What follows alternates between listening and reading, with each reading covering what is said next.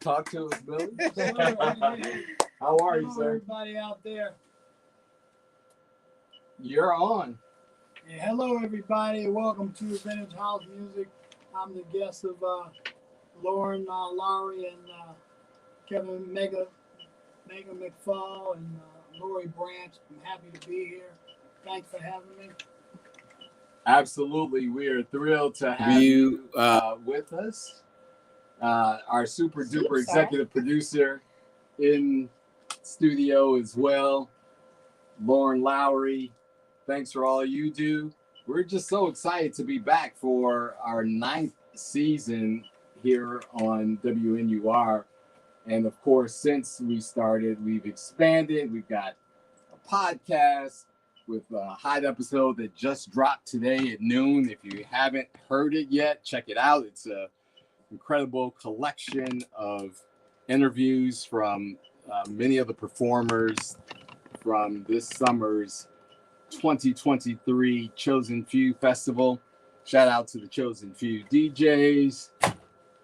And we are, of course, here every Wednesday night, and we're the premier show focusing on the history, the business, the culture, and everything that is the feeling associated with house music. So we appreciate all of our loyal fans, our listeners who have tuned in throughout the years. And so I'm honored to be sitting next to this guy, Billy Hillbring, tonight, because he's a stalwart in the house music community. He's a consummate presence. He is 45 years, according to him, in this culture, in this scene, and in this community. So I want to get into a conversation with Billy. I call him Disco. We have this thing that we do with one another. Yeah, we call each other Disco. We are the embodiment of Chicago disco. And I see another Disco Tony Anderson tuning in from The ATL, I'd say disco. Our dude, Tony Anderson, shout out to you. Absolutely. He's disco number 2 or 3. Well, we had gave him disco number 1, actually. Based on his performance when certain records came on. Yes, sir. He would really pump it up, and he would really jack his body. So it's this, the numeric ranking is interchangeable, you would say. I think that's fair to say. That is correct. We've all slowed down a little bit. Just a little bit, but you talked about jacking your body. That's an expression we don't hear often these days. Right. Talk about your origin story and introduction to house music. It puts you at about 15 years old when you got into the scene. Where were you, and what was that all about? Why did you decide to hang out? This would be around going in from my freshman to sophomore year at the greatest high school that I think definitely in Chicago and probably in America, Mendel Catholic High School. Blue Smoke, stand up. That's right. The Monarchs, mighty men of That's right. Mendel. On King Drive. And at that time, we had a legendary DJ by the name of Curtin Townsend. Okay, and Curtin Townsend founded this Mendel Disco Bi-Levels that he would perform on weekends, Friday and Saturday nights, and it would draw students from all over, not just Catholic students, public students, suburban students. We've even had people come from Indiana and Michigan coming to these disco bi-levels. And that was back in late, say about going in 77, 78. And then from there, I remember this guy, he would come in the Mendel gyms. I didn't know him that well. As a matter of fact, he was a Mendel student as well. His name was Wayne Williams. And he would often ask Kurt Townsend about DJing. But Kurt would kind of brush him off to the side and this and that. So Kurt was a mainstay. He was the go-to guy for everybody giving parties back then, like St. Alby's would have parties, a lot of the Catholic schools.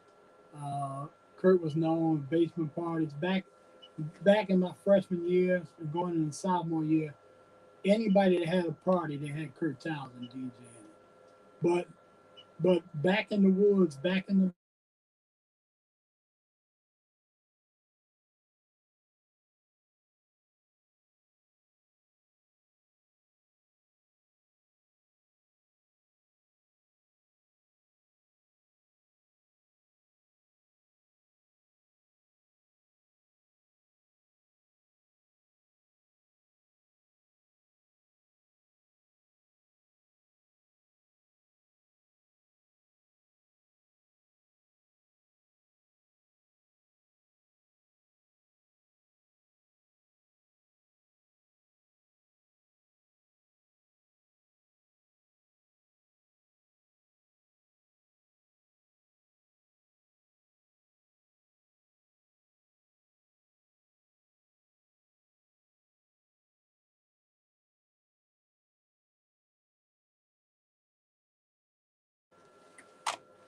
So we are hoping that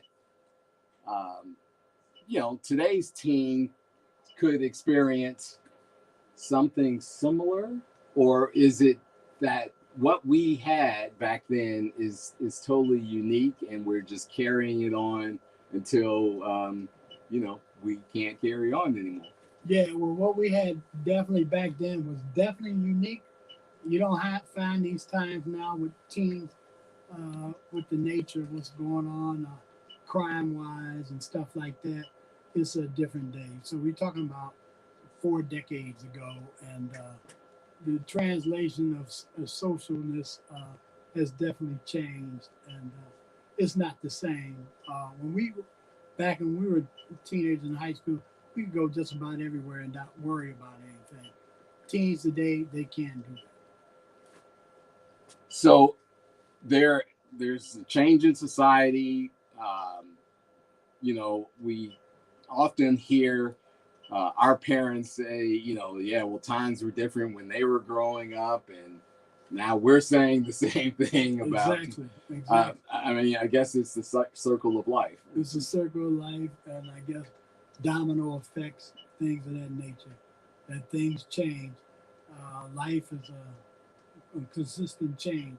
You just have to try to go with the flow and figure things out. So let's talk about it in the context of the music, because when we were 13, 14, 15, certainly it wasn't necessarily called house music. We were listening to radio stations like WJPC and WLS, and that is correct. Like when I was reflecting on when I was going into Mendel, going from my freshman to sophomore year, as I said, we're at Mendel, and Kurt Townsend was playing stuff like "Lay Spank" by Le Pape Moose, "Get Off" by Foxy, you name it, "Shake a Groove" thing, Peaches and Herb, and "You and I" from Rick James, stuff like that, and or Rolls Royce, "Do Your Dance," that was very popular. And then right after that, like I said, the transition, this guy, Wayne Williams, that we now know, who was the founder of the Chosen Few, not only was he at the Mendel Disco Bi-Levels, but he was seeking out other music venues that were basically playing a different variety of music, okay? Such as places like the Den One and the Warehouse. And at that time, the crowd was prominently a gay crowd, but the music there was such inspirational and uplifting. That's when Wayne Williams found his niche in music. So talk about your relationship with Wayne Williams. Did you all go to school together? Did you grow up in the same neighborhood? Yeah, like I said, he was at Mendel a brief time, but he ended up transferring. But I've been knowing Wayne since the late 70s, when he first started, which we now know as the Chosen Few. Wayne started off, like I said, he was a protege under Kurt Townsend, actually. Like I said, he would ask Kurt to DJ. Kurt would kind of shrug him off, how DJs are, when they get their power, that's their power. So actually, at that time, that's when Wayne, I believe he went on and branched off, and he did his research, checking out these other clubs. And that's when, to me, he is personally responsible for bringing house music to what I would call the quote unquote local community, meaning that music was definitely to the gay population initially. Yeah. Wayne Williams, quote unquote, stole that music and got it to us, meaning the local community. That's an interesting perspective on the evolution and origin story. And we've heard, many variations, and we're, really appreciative that you're here telling your perspective. Certainly someone that has been there for, as you've shared and I mentioned earlier, at least 4 decades. And no doubt about it, that's what happened. Okay. So Billy Hillbring has laid down the origin story as it relates to the lineage of Kurt Townsend, a friend of Vintage House Show, and Wayne Williams, also a good friend of the Vintage House Show. And so your relationship stemmed from attending school together, but what happened, what transpired when you were moving through these years where the music moved from underground gay clubs into the the youth nightlife scene. What was the relationship there? Were you helping him, set up equipment? Were you bringing in records? Were you an advisor, counselor? What was that relationship? I would have to say I was an observer and observer of admiration to see the different change in the music selection. When I reflect back at Mendel, they were playing those type of records, like I was saying, Les Pamplemousses, Le Spank, stuff like that, Rolls Royce. And then after going to a couple parties that Wayne Williams and the chosen few that he selected were DJing, I started driving up to Mendel. I was playing Martin Circus, Disco Circus. I was playing Sing Sing, Relight My Fire. And I remember some of my students, my fellow students, they were like, Hillbring, what the hell is that shit you're playing? They were so used to the other stuff, they weren't used to that. But that's what I had began to start listening to. Going to parties like at the Blue Gargoyle when we were like at 16 in Hyde Park. Right. And then there was another guy, he was the original Chosen Few member, Robert Batman Ellis. He had what they called the Goody Fest, and that would be at South Commons. And it would be just massive crowd. But these are the people. Also, I want to give a special note to Mendel as well as Kurt Townsend. Mendel put on a lot of talent shows, sock hops and talent shows. And then they also featured a lot of dance groups. And these dance groups were significant to the movement as well. You had the Doctors, Bob Peters, Jamie Shelton, Steve Taylor and them guys, Darren Davis, Jamie Shelton.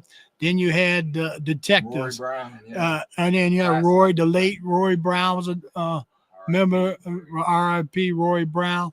And then you had the Detectives. That was Jeffrey Oliver guy. They were all with the young guys. Donnie Banks. You had the Rude Boys from Kenwood. Derek Sadler was with Detective. Then you also had the Ebony Gents. That was led by the late Lerone Bennett. And now a lot of those guys were from Hell's Franciscan. But this led, because after that, then they started branching off and having their own parties beside at Mendel, and they would give like the Chosen Few a chance to DJ their party. So they were significant in the movement as well. I got to interrupt, though, for a moment, Billy, and ask you to take our listeners through part of a night at a Mendel bi-level disco. Some people don't understand that experience of having these split levels of parties and what was happening on one level versus the other. Can you take us through what that experience was? Sure, what an experience. When you pulled up in front of the Mendel Gymnasium and you walked through the door, you'd have to say excuse me to somebody, because by the time you got there, it was massive crowds. As a matter of fact, me being a Mendel student, I was lucky to get in. That was my privy to get in. So as you walked through the corridor and you walked in the gym, you had people, the dance floor was loaded. The stands was loaded. And then the bi-level part was downstairs in the cafeteria level. You would go down there, it would be packed. I mean, you couldn't even move going up and down the stairs. And then that was Kurt Townsend's claim to fame of the Mendel disco bi-levels.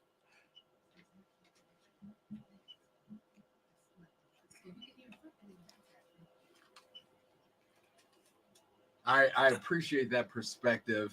And what I also understood, and I had the good fortune, right, knowing you and actually everybody on my block in Chatham, all the guys at least went to Mendel, and the women that lived in the neighborhood went to a mix of schools, Longwood and Kenwood. I went to St. Francis de Sales. Right. But because everybody I knew went to Mendel, I was there with you all at the bi-level disco. So in the gymnasium, very often there was a basketball game beforehand, right, and then the party took over the gym, right, and then the cafeteria.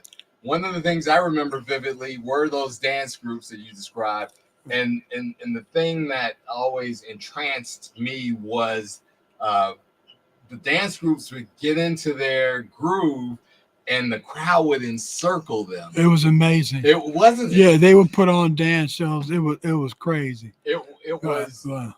And they were competing against each other. Right. And it wasn't. Right. It wasn't no violence or nothing. But everybody was gonna be, oh, that's the Ebony Gents over there. Oh, they're the doctors, and the doctors were like the prime people, because it was Mendel. Yeah. So, but everybody wanted to compete, and that's why a lot of people ended up getting these different dance groups. And it started out very organically, right? It wasn't like, you win a prize for coming out initially, right? And doing your routine that you practice all week for. But eventually it evolved to some of those parties where some of the other dance groups organized, right? They had dance battles. Right, they had dance battles. And then you also got to keep in mind the talent shows too. Every now and then they'd have a talent show before the or after the basketball game. And those talent shows brought out a lot of great deal of talent. You had the concept band that had Keith Nunnally on it. Keith went on to become a house music singer. One of my first clients as a public relations. Right, J.M. Silk. He made a lot of good music. Is a Key. Shout out your love with Steve Hurley. Then you also had Kevin Irvin. He also went to Mendel. Keith went to Morgan Park. Kevin Irvin went to Mendel. Kevin Irvin sang on If You Only Knew, which is Chip E's vocal record. Yeah, but he had a couple R&B hits. Yes, he did. He was with Club Nouveau. He ended up with Club, the late Kevin Irvin, RRP. Yes. And then also Daryl Pandy. Daryl Pandy was very significant. He was in Mendel talent shows. Love Kate, sir. Love Kate, sir. The late Daryl Pandy, God bless him. He had his voice of his own. Indeed. And so you took us through a night, and I lent a little bit of perspective there as well. Talk about how things spread. You shared that these dance groups that initially came and performed at Mendel began to host parties of their own. And that's correct. We can't do a disservice to a number of the female groups, the secretaries. Yeah, the secretary, of course. Pardon me for not mentioning the secretaries. Yes. And so they started hosting their own parties. Yes, they did. But a key point you made was that they were hiring a certain collective of DJs. That's correct. To do these parties. That's correct. And these DJs doing these parties, they surged to become very, very popular. Very popular in our teen years and going into our college year. They remain surgeons. In this day, they're very popular. So I want to shift gears to a couple of the venues besides the Mendel Bi-Level Disco. So these groups were moving away from attending Mendel, and they were finding these spaces and places. Again, it was safe. It was an opportunity to, hang out until 2-3 o'clock in the morning. Right. Talk about some of your favorite places outside of the Mendel Bi-Level Disco that you enjoyed attending. My favorite places was Sawyer's. 23rd and 23rd between Michigan and Michigan and Prairie. Michigan. Right. Well, those streets run parallel, so right. Well, it was off. It was off. It was between. Like it must have been about maybe 23rd. I'd say about 200 East 24th Street. Then you had the legendary Loft, which had a focal point about it. It had a flooring that is amazing that never collapsed. Because it did what? It had so many. It had like thousands of kids partying, and it was just amazing. The floor used to actually bounce. It would actually bounce. You'd think you were on a trampoline in there, and reflecting on it, I'm glad my big butt didn't fall through the floor. Where many of us are glad that there was no significant incident where the floor gave way. Right. But that was part of the allure. Right. That was a part of the South Michigan. Right. That was a part of the ambiance and everything and the decor. You know, that's what you knew. That's what you liked. That was the mindset that everybody wanted to go there for this particular ambiance. And don't want to skip over or gloss over Sours because it was normally a restaurant at yes, it was the regular hours of the hours, and then it became a nightclub. Yeah. I can remember one of my favorite memories of Sours was a guy named Kevin Herring. His nickname Kevin was Herring. 6'3". Yeah, 6'3". Kevin Herring. Lino Brazil, shout out. Those are guys are original guys, man. Darren Lino Pope. Brazil's a guest friend of the. Yeah, he's been on there. Yeah, he's great. Lino Brazil is a wealth of knowledge.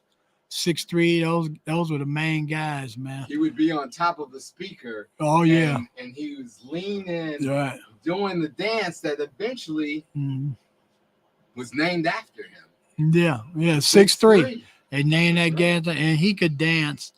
If you see 6'3" now, he's got a few challenges, but he'll still try to get it in. Wherever you are, Kevin Herring, right. Shout out to you. Shout out to you. And Lotto, I think Lotto's doing modeling. I think he was last in New York.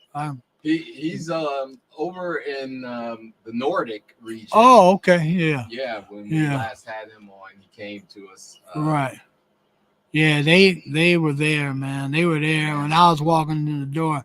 They were mainstays, you know. They guided me through. Them guys. They showed me the life. So what's interesting about this time in this era was our parents didn't necessarily worry as much, right? There was always worry, right? But we were out till the wee hours of the night. Yeah, let me tell you one story. I'll never forget this. I had to be my sophomore, junior year, and myself, Tony Hatchett. I think he had just did a party at the Loft. The late Rory Brown, which was in the Doctors, and I believe Perry Metzel was with us. We left there, and we went down to the warehouse, and we went in there. We got out of there about 4 o'clock in the morning. We came and I was driving, of course. I was the chauffeur, you could say. So we stopped at White Castles, and I'll never forget as I was going on the expressway, I saw the sunrise. And the birds were chirping. And my dad, I'm thinking about my dad. My dad was a police officer. And God bless my dad. And I was thinking before I had to drop all them off at home, what is my dad going to think? Sure enough, when I got home, I went to the front door, which we never locked the screen door. But it was, the screen door was locked. So then I go around to the back door, and the screen door was locked. I'm like, oh shit. And I didn't have key to none of them. I just had a key to the door. So I had to do the old knock at the door.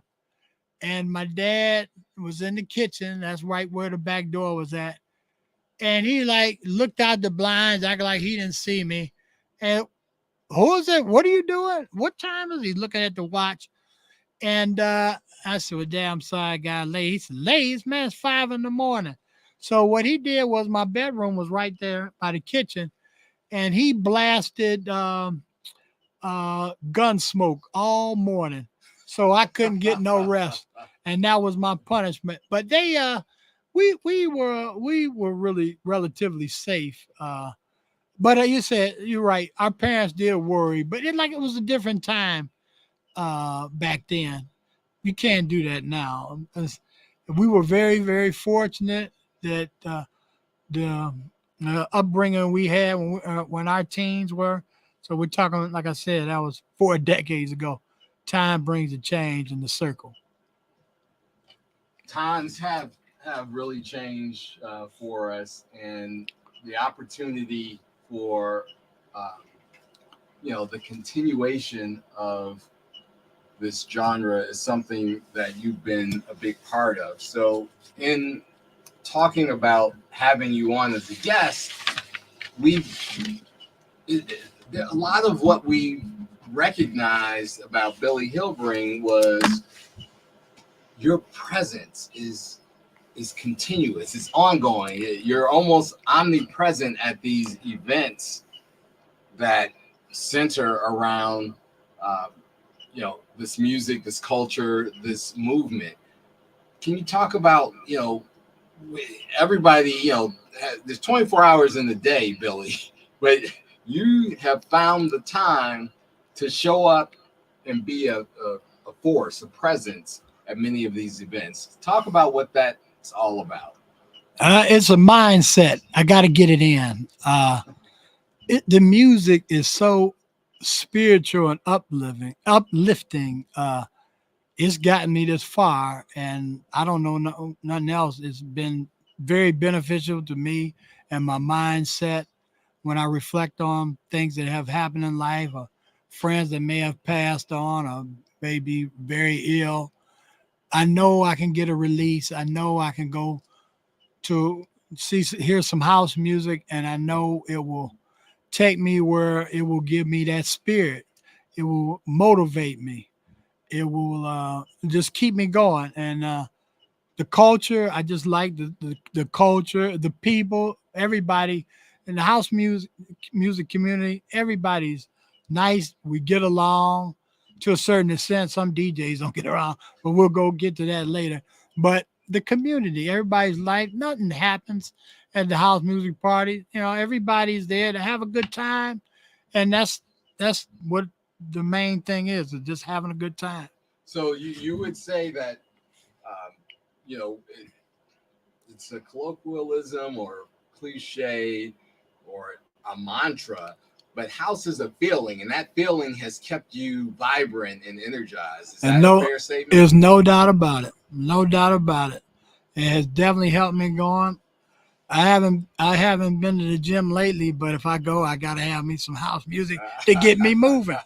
I gotta have it to get me moving. It is a motivating factor. The slow music just don't do it. I'll be going to sleep then. I gotta have me some house music. So there's a worldwide event that you've been at since the beginning, and that's been the Chosen Few family reunion and picnic. Talk about what that's been like for you and how you've seen it evolve. The Chosen Few picnic actually started, I'd say it's been over 30 years. Actually, I think it was Tony and Andre Hatchett, the Hatchett family, that were having a little cookout on the side of the museum near the museum staff parking lot. And you would just casually invite a few friends, And I think like the first year, you might have had about 70 people. The second year, it might have been about 300 people. The third year, it was 2,000 or 3,000 people. It just grew and grew and grew like a weed. And back then, I was a police officer in that district. So we weren't really concerned with like permits in the park back then, because I played a role and, we got around that. So I was kind of like, quote unquote, a security blanket at the time. I was able to, that was my niche on me helping things be successful for them. And I'm sure they're aware of that. So we want to put a caveat out there, retired officer Hillbring now, and, if you know the codes and ordinances of the city, of course, you can navigate those effectively. But that's correct. I love what you described about the organic growth of this picnic and your particular role in presence. I mean, it's an important role. And since then, there's been a consistency, if you will. It's not an event without Billy Hillbring there. Well, As far as saying I thank you for that compliment, but I don't know. I'm sure the show will still go on, but they would probably feel a damper. But I plan on making the shows till there's no more show, because it's been a significant part of my life, and seeing the growth of it. And I'm very admirable to the chosen few DJs. They've put in the work. They've been DJing for over 40, 45 years, and they deserve the credit. I back then, in the growth of them, I used to call them the Jackson 5 of DJs. You had Wayne Williams, the founder. Then you had Jesse Saunders, who was had the first house record played on radio, which Kurt Townsend played a significant role of getting that record played on the radio for Jesse, the record On and On. Then you had Alan King, and then you had the Hatchet Brothers, Tony and Andre. I remember when Andre first DJ'd a party, and he was called the Boy Wonder.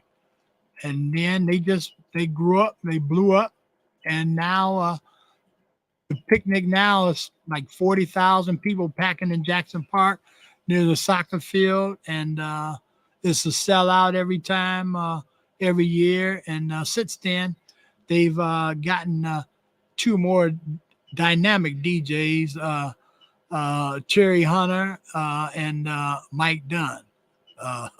You talking about extravagant DJs. So now I call them the Magnificent Seven. They are fantastic. There's a lot of great DJs out here. A lot of them upcoming. You know, they haven't paid as many dues as the chosen few. But the only thing I can do is when I reflect back to Wayne, when he was asking Kurt Townsend back in Mendel, could I DJ? Could I DJ? And then he went out and he went to these, like the Den One and the Warehouse back in like 77, 78. And he found that music and he took it out and he brought it to this local community. He carved a niche.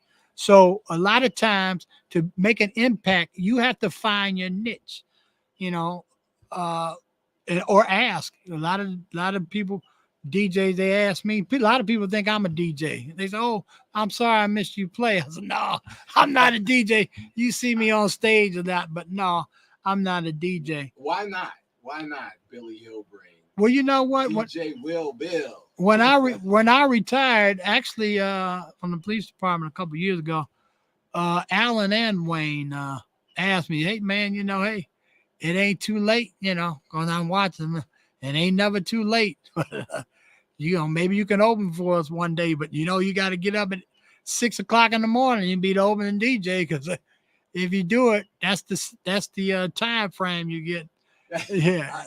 Hey, that not many people get that invitation. And you mentioned something though that I want to challenge. You talk about paying dues, and what's interesting about this next generation, and you know, there's some marketing demographics, they call them Gen Zers, and you know, we're baby boomers, etc. There's a different mindset about that paying dues concept. Right. You know, there's this expectation that, you know, I come out and I do what my talent and gifts enable me to do, and I should be put on. Right. That's certainly a point often of dissension within this community, right? A lot of people feel like, oh, you got to pay your dues, you got to put in, you know, hard work. There's no substitute for hard work. And I'm not taking a side here, but I'm putting it out there because it is one of these areas that people contend with. Right. You know, particularly when you talk about people wanting to get on that lineup of, right, you know, the festival that is 40,000 strong. It's a powerful platform. Well, I tell you what, when they ever get on that platform, you got to show up and show out.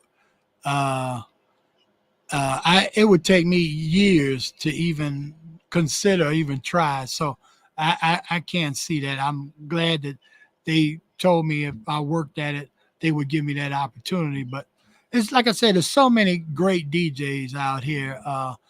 And a lot of them, that's all they need is an opportunity. And that's a lot of things in life with jobs and things like that. All it is an opportunity. So a lot of times, just ask. My recommendation, is just ask. If not, you have to try to find some other niche that you can find out. We have a lot of great DJs out here, up and coming, been out here, and a lot of females DJs who are like our studio called Lori Branch, DJ Lori Branch, absolutely. Celeste Alexander. I mean, these are original. Lady D, DJ Alicia, DJ Alicia. I mean, it's so many great DJs, and the only thing I can think of is they just have to just keep looking and carve their niche. Greg Gray, he started New Bang. Everybody don't have to be chosen few. That's right. And then what's the other guy? Miss Nikki. She's also good. They have their own. They have their own D1 Entertainment. So that's all my suggestion. We got a Divine One, right. And then you got Sada Bahar. He don't even DJ. He's from Chicago, but he's so global. Sada goes all over the world. So does other DJs here as well. But I'm just saying, Sada, he concentrates over too. Yeah. He don't really DJ very seldom here in Chicago. So I want to go back a little bit into and stay on this same plane with you, DJs, etc. You talked very early in the conversation about some musical classics that you like. You shared with us a list of some of the songs and the different genres that were played at the Mendel Bi-Level Disco. If you were to pick some music today that really, really moves you, what songs can you think of that might be in Billy's top 3? Well, house music has that Afro soul, that global thing. I like Moya. Yeah. I'm from Moya. Yeah. I like a lot of stuff that Black Coffee makes. It's just so much. I like Josh Milan. Anything he collaborates with Louis Vega, Terry Hunter, a lot of his projects he's done with Jennifer Hudson, J Hud, and R. Kelly and Shantae Savage. Shout out to Shantae Savage. I mean, it's just so much collaborations that and it's good because everybody has their own additive to the situation. Some people come vocally, some people come track wise, and it's just a variety of however they find their niche with the music. And as you shared, this music feeds your soul essentially. No doubt about it. And your vibrancy, look, you just celebrated a milestone celebration. If I could share that with our listeners. Might as well. It's a wonderful thing to be able to celebrate a milestone like this. And you had an event that was so epic earlier this year. Mm-hmm. I was, of course, honored and pleased to be able to attend. Who did you have DJing there? Now, I had Wayne Williams. I had Tony Hatchett. I had Terry Hunter. I had shout out to DJ Carl Jenkins. I also had Greg Winfield. And again, all friends of Vintage House. And who has a private birthday party with that level of talent other than Billy Hillbring? Yeah, and it was thank you for calling it epic. I've heard that some people called it the best party they've ever been to, or the best party of the century, or best party of the year, but it was epic.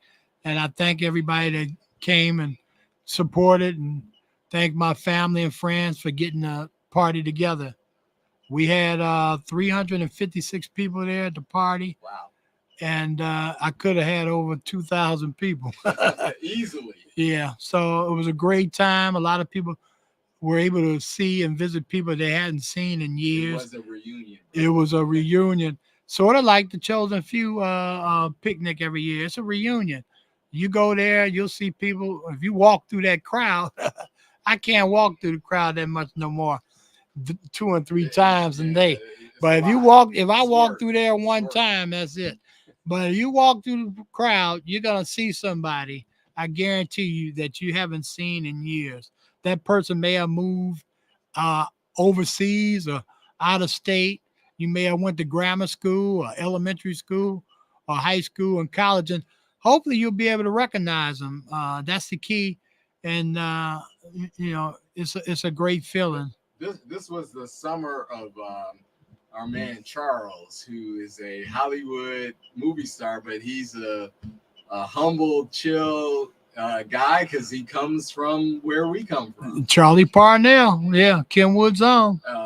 If you saw Maverick, right, Top Gun Maverick, he was Mission Impossible, yeah, and Mission Impossible, right. Yeah, he was at the party too. He was at the party. Talk about some of the other celebrities in the course of being present at so many events and parties and some of the earlier years, as you shared, you've been security for.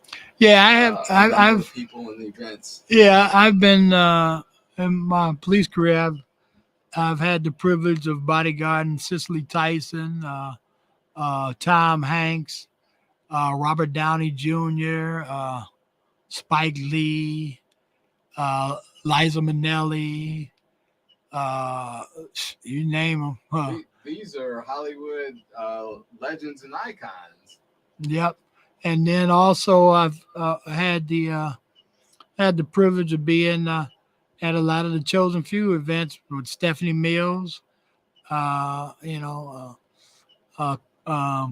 Clifford, just Monique Bingham, this past Leroy Burgess, and then we had BB Winans this past year, and he was outstanding. Right. And speaking of that, DJ, not cutting you off, when I reflect about you telling you got to make the most of your moment. Shout out to Jamie 326. He beat that box, man. At that picnic, he was outstanding, and that's what you do when you get your moment. You have to make the most of your time. It's just like being an athlete. If you come off the bench, you have to make the most of your minute. You have to make an impact when you have your time, and he did it, and that's what everybody has to do: make an impact with the time that they're given. So, speaking of impact and time that you're given. We all know clearly Chicago is the birthplace of house music. Yes, sir. Talk about your connection to Chicago. You've alluded to the fact that you've been at all of these events that have helped shape the movement. You've provided security in some instances where you were a police officer. What is it about Chicago? The neighborhood you've come from, Chatham. What is it that keeps you here, that keeps you deeply rooted in this city, as opposed to, you could probably go anywhere in the country. Yeah, I could, but Chicago, is very significant to me. Like I spent 31 and a half years on the police department, and now I work for the Park District. So I was born and raised in Chicago. Sure, I visit other cities, but it's just like what's the girl on The Wizard of Oz? Dorothy. She clicked the heels when you're home. Chicago's home to me, and that's all I know. Well, I think you are, one of those, if you don't mind me saying, a Chicago institution. I'm going to go as far as saying Billy Hillbring is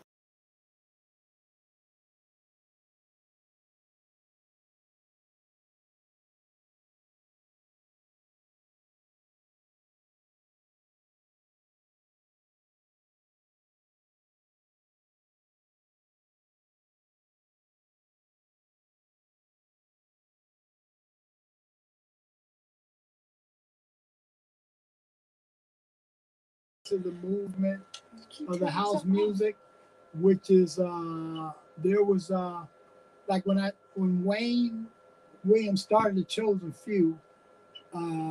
See, a lot of our parents, they weren't really quote unquote wealthy at the time, and equipment was very costly. You had to get turntables. Technique 1200s were the most popular. The gold standard. Yeah, they were the golden standard, and if you didn't come in DJing with that, you weren't nothing. So, and that was all a part of the decor and the ambiance. So you had to come with that. You had to come with some like good speakers like JBLs and stuff like that back in the day. And there were some guys that parents that were pretty well off that you have to give them credit of being very instrumental to the movement. The first guy was a guy, the late Herbie Bertha. Okay, Herbie Bertha's dad was a well-renowned pharmacist that was pretty successful, lived in Peel Hill. And Herbie also was a DJ. Basically, he worked in taverns, stuff like that back in the 70s. And then he, I remember his dad bought him a brand new station wagon. And then his dad brought him those Techniques, 1200, and all the speakers and all the equipment. And Wayne Williams would always go to Herbie for equipment. Everybody in Chosen Few would go to Herbie for equipment. Also, you had other people that started pulling for Herbie for equipment that was starting to compete. So then you also had a guy by the name of Clifton Towns. Cliff Towns. Cliff Towns' father was a big entrepreneur. Cliff Towns is another one that had the equipment. And then last but not least, if there's others, I don't know, but there was another guy by the name of Roger Berkeley. His father was a well-known, world-renowned dentist. Yeah. And their parents told all of them. So at times, Chosen Few was so popular. I mean, they were like doing 2 or 3 parties at one night. So they had to get different equipment from different people. So Tony Hatchett might be at the Blue Gargoyle. Wayne Williams and Allen, they might be at a Goody Fest down in South Commons. Or Andre and Tony might be at the Loft. So they were all scrambling. Everybody needed some equipment, and these guys were able to provide that before the Chosen Few, and these guys individually were able to get their own. And I have to give them credit. I was there. I witnessed that. And I saw that. And some people may forget. I don't forget. God bless them, because they played a significant role in the Chosen Few and a lot of these DJs' development in the late 70s, early 80s. From Herbie Bertha to Roger Berkeley to Cliff Towns and beyond, there have been so many contributors in a sense, right? It's still a very finite story. What if you were to have your legacy told today? What would the Billy Hillbring legacy be in this thing called house music? Billy Hillbring's legacy will be a tremendous observer, a tremendous protector of the culture, or whatever I could do for the culture to continue. That's what I would do, and I'm still doing in some respects. And just knowing I'm a mainstay there, I'm gonna be there. I'm gonna be there to support as many people as I possibly can to continue this journey, to let the journey continue. Okay, so I've got a funny story to tell about Billy. When we were, we went to the same grade school, St. Clotilde, shout out early on. But I skipped over this when we were talking about those teen years. But one of the things Billy was known for, when it wasn't necessarily a party that was, given by some of these groups that we talked about earlier, Billy was a known entity, and Billy would come to the door. It's like, I'm Billy Hillbring. I'm on the list. So sometimes Billy was on the list. Right. Sometimes he wasn't. Yeah. But rest assured, by 15 minutes after making that visit to the door, Billy was in the party. Oh yeah. I've been a relentless mainstay. I've been like dust on the wall. I'm gonna get in. I believe I fit in, so I'm gonna get in there. And people always reach out to me. They appreciated my presence, things like that, and I appreciate them appreciating my presence in their venues and all that. Also, I want to give a shout out to Robert Williams for bringing the legendary Frankie Knuckles here in the late 70s, or I think about 77, 76 when he opened the warehouse. And the rest is history. Wayne Williams went in there in the Den 1 and took the music out of there, and then he spread the word, he spread Like the a Pied music. Piper. He was a Pied Piper. He spread it. I got to give him credit. And that's how we know about it now. Who knows if Wayne never went in there, will we ever find it?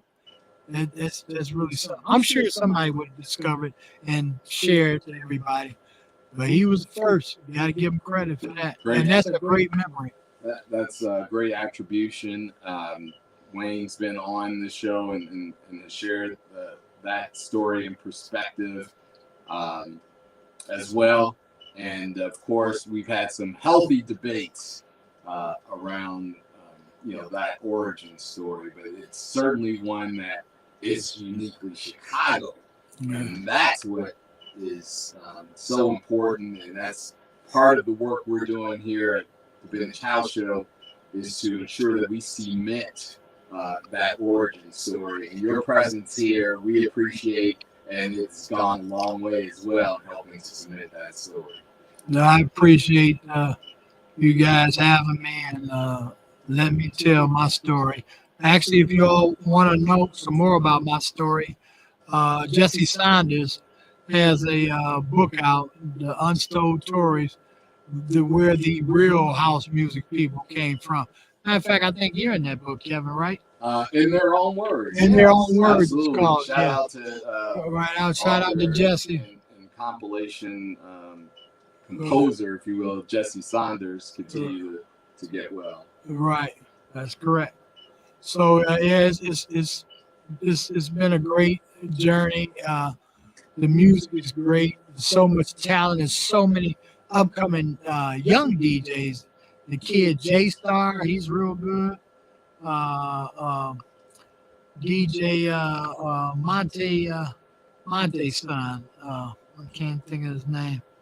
But young guys, young DJs up and coming. The next generation, Right. we have a succession plan for house music because we will never let it die. That's right. Speaking of which, the Vintage House Show has a show called the Vintage House Show Spotlight and Vintage House Show After Party. And I want to shout out Carl Jenkins. Yeah, shout out to Carl Jenkins. He He put his plug in for me. Shout out for Carl, good guy. Yep. Sorry for your loss. Carl just lost his mom.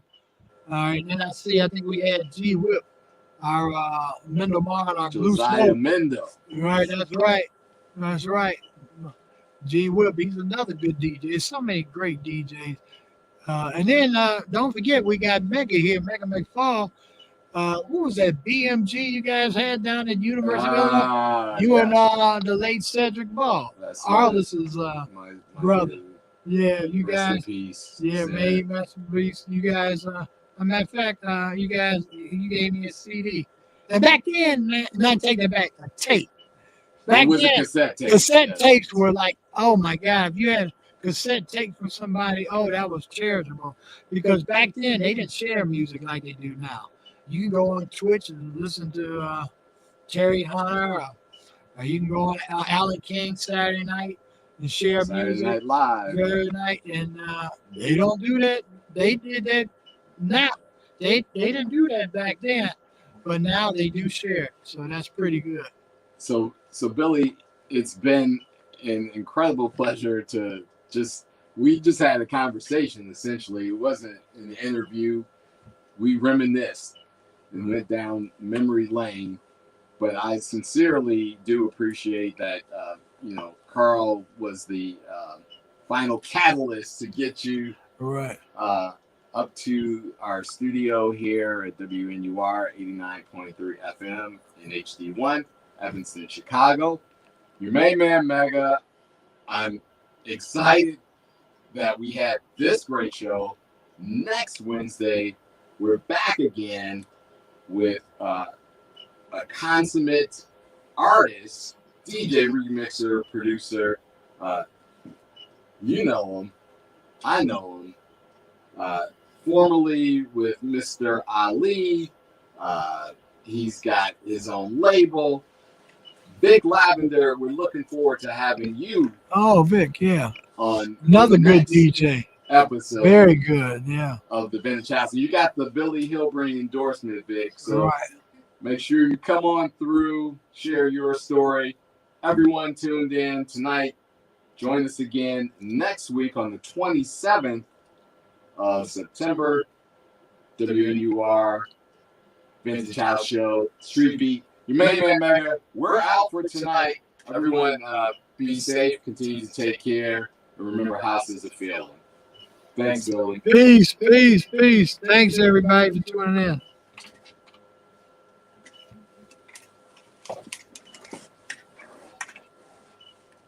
I'm trying to play some more music. I was just going to put something on while we pack it up. Yeah. Come on, y'all. Once again. Yeah. It's a new day, y'all. Come on. You got me.